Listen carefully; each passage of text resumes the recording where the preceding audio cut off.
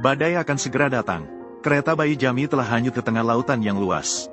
Dan pria itu telah kehilangan putra bungsunya. Sejak saat itu, dia memutuskan untuk membawa keluarganya meninggalkan tanah yang penuh kesedihan ini. Namun pria itu pergi ke kota untuk mencari nafkah. Sama sekali tidak memiliki waktu untuk merawat Fiona. Oleh karena itu, gadis kecil itu dikirim ke rumah kakek dan nenek. Dia berpesan kepada gadis kecil itu sebaiknya jangan menyebutkan tentang Jamie. Setiap kali memikirkan Jamie yang kecil, yang telah hanyut ke laut, nenek itu terus-menerus menangis. Jadi mereka tinggal di pulau yang berlawanan dengan pulau sebelumnya. Setiap kali memikirkan Jamie, seorang anak laki-laki telanjang sedang bermain. Gadis kecil itu mengikuti kakeknya ke laut untuk memancing setelah beberapa tahun. Mereka kembali menginjakan kaki di pulau kecil yang dulu ketika Fiona memasuki rumah kecil yang tua. Maka tempat ini telah sepenuhnya berubah. Ruangan itu dipenuhi debu. Terlihat jelas bahwa tempat ini telah ditinggalkan selama bertahun-tahun. Namun, dia menemukan tumpukan rumput laut segar di sini. Masih ada sebatang kayu yang belum padam. Gadis kecil itu menceritakan hal ini kepada kakeknya, menunjukkan dengan jelas bahwa ada orang yang tinggal di sini. Ketika dia bersiap untuk pergi ke pantai menunggu kakeknya, tiba-tiba melihat sebuah cahaya dari kejauhan. Seorang anak laki-laki telanjang sedang bermain. Fiona segera mengerti bahwa itu adalah Jamie. Jamie belum pernah bertemu orang asing. Dia melihatnya dan langsung berlari ketakutan.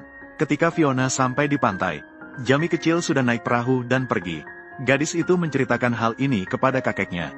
Namun pria itu tidak memperhatikan. Dia berpikir Fiona pasti salah lihat. Untuk membuktikan ucapannya, Fiona memutuskan untuk pergi memancing bersamanya. Namun pada hari itu, pulau itu kembali tenggelam dalam kabut tebal. Cuaca seperti itu membuat kakeknya terpaksa membiarkannya tinggal. Tepat pada saat itu, seekor haicu tiba-tiba muncul dari permukaan air. Untuk mengamati haicu lebih dekat, Fiona telah naik perahu kecil sendirian. Kabut di laut semakin tebal. Ketika Fiona bersiap untuk kembali ke pantai, dia menyadari bahwa tali pengikat perahu telah putus dengan cara yang aneh. Pada saat yang sama, hiu hantu juga muncul dekat perahu kecil itu. Ketika kabut mulai menghilang, Fiona baru menyadari bahwa dirinya telah dibawa kembali oleh haicu ke pulau kecil itu. Fiona mulai mencari Jamie di pulau itu. Namun, dia telah menjelajahi seluruh pulau tetapi masih Jamie tidak terlihat dimanapun. Keletihan, dia berbaring di rumput dan tertidur kembali. Ketika dia terbangun, dia melihat keranjang Jamie tiba-tiba muncul di pantai. Tidak tahu sudah ada di sana sejak kapan. Asap masih mengepul dari daging asap.